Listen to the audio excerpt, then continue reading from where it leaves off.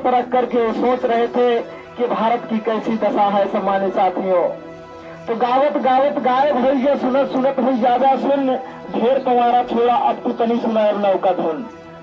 कि माथ पर हाथ धरे बैरिस्टर सोचई मनवा, बर्बाद भारत देश भवा। माथ पर हाथ धरे बैरिस्टर सोचई मनवा, बर्बाद भारत देश भवा। अमेरिका से एमए करके लंदन की तब धरे डगर, अरे तन मन धन से तीन पढ़ाई जर्मन की तब किए सफर। अदीन दशा दुखिया का हरने मन में इच्छा रही प्रबल। बड़ी बड़ी डिग्री को लेकर भारत को लौटे ना हर, तो मन में करने लगे विचार, न चाहे सुख संपत्तिया पार। बहुत दिन सहे मुसीबत दीनन के घरनवा, बर्बाद भारत देश भवा। माथ पर हाथ धरे बैरिस्टर सोचई मनवा, बर्बाद भारत देश भवा।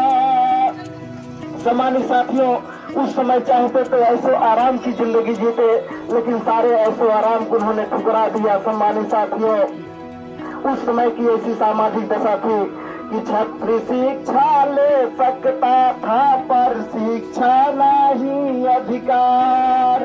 अब वैश्य वेद को सुन सकता था लेकिन पढ़ने से इनकार। असेवा करना टहल बजाना ये सब शूदन का अधिकार। तो अपने मतलब के सधवैया अभी खेल खेलई खेलैया, कैसे न सुधरई हमारे भारत के बिरनवा, बर्बाद भारत देश भवा। माथ पर हाथ धरे बैरिस्टर सोचई मनवा, बर्बाद भारत देश भवा। सम्मानित साथियों, उस समय महिलाओं की दशा बहुत ही दयनीय थी।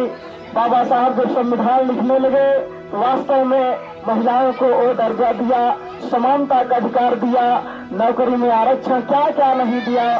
हमारे समाज की महिलाओं के लिए, सभी महिलाओं के लिए, चाहे जिस समाज की महिला हो, आज उनको गौरवान्वित होना चाहिए कि बाबा साहब ने जो हमारे लिए किया बहुत कुछ किया। सम्मानित साथियों, उस समय की ऐसी दशा थी कि सोने चांदी के गहने को ये कभी नहीं बनवा सकते। गाय भैंस ना रही दुआरे दूध दही ना खा सकते। ब्राह्मण क्षत्रिय के समान ना ऊंचा घर बनवा सकते। हरदम झाड़ू बधी कमर में तब रास्ते पर जा सकते। ना ही पैर चिन्ह पर जावे, अकिंचित विप्र गोड़ पर जावे। सूत्र छूट चली जाई ब्राह्मण के घरनवा, बर्बाद भारत देश भवा। सम्मानित साथियों, उस समय की ऐसी दशा थी, लेकिन आज ऐसी कोई दशा नहीं है। आज हमारे समाज को सोचना चाहिए। आज जो निचला तबका है, आज कहता है मैं बहुत गरीब हूँ, लेकिन वह अपने बच्चों की कोचिंग के लिए अपना जो है नशा नहीं छोड़ता है, अपनी नशा को नहीं छोड़ता है। एक त्योहार आ जाता है तो हजारों रुपए खर्च कर देता है, लेकिन 300 रुपए बच्चों की कोचिंग के लिए नहीं सोच पाता है। इसको सोचना होगा। बाबा साहब की जो विचारधारा थी वो नशा मुक्त विचारधारा थी। तथागत की जो विचारधारा थी वो समाज के लिए नशा मुक्त विचारधारा थी। वास्तव में अगर नशा को छोड़ देते हैं, बच्चों को उन्होंने कहा था शिक्षित बनो, संगठित रहो, संघर्ष करो। अर्थात जो है तथागत बुद्ध ने जो बातें कही थी, बुद्धम शरणं गच्छामि, धम्मं शरणं गच्छामि, संघं शरणं गच्छामि। अर्थात आप बुद्धि की ओर जाओ, अपने बुद्धिमान बनो, प्रज्ञावान बनो, तब आपका कल्याण होगा, तब आपका भला होगा। उसी बात को पाली भाषा में कहे थे तथागत बुद्ध ने, इसी बात को अपने भाषा में, हिंदी भाषा में, ठेठ हिंदी में बाबा साहब ने कहा, शिक्षित बनो।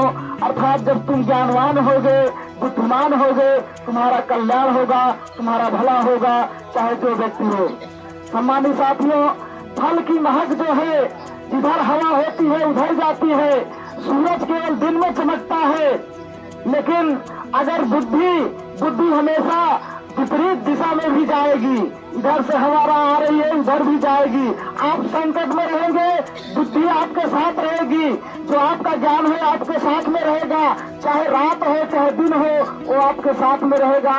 इसलिए सम्मानित बंधुओं, बुद्धिमान बनो, शिक्षित बनो, आपका कल्याण होगा, मानव का कल्याण होगा। हमारे बीच में बहुत सारे साथी आए हैं और वास्तव में देर हो रही, विलम्ब हो रही है, हमको खत्म भी जाना है। तो सम्मानित बंधुओं, उन्होंने कहा शिक्षित बनो, संगठित रहो, संघर्ष करो। संगठन का मतलब यह है कि हमें संगठन बना करके हमें सामाजिक काम, ऐसा काम करना चाहिए जो 10 लोगों के लिए ठीक हो, जो 100 लोगों के लिए ठीक हो, जो समाज के लोगों के लिए ठीक हो। और संघर्ष की बात यह कही थी कि हमें संघर्ष करना चाहिए। संघर्ष का मतलब नहीं किसी वर्ग विशेष से लड़ाई करना है, लाठी चलाना है, झगड़ा करना है। संघर्ष का मतलब उन्होंने यह कहा था कि चाहे किसानी का संघर्ष हो, चाहे मजदूरी का संघर्ष हो, चाहे पढ़ाई का संघर्ष हो, संघर्ष करके आप आगे बढ़ो। संघर्ष करो प्यारे तो इंसान बनेगे, अरे कायर बनेगे ये तुम अपमान सहोगे। जो हो गए कुर्बान अमर नाम हो गया, कायर तो अपने नाम को बदनाम कर गया। अरे इंसान है वही जो संघर्ष को उठाने आए, मुसीबत ला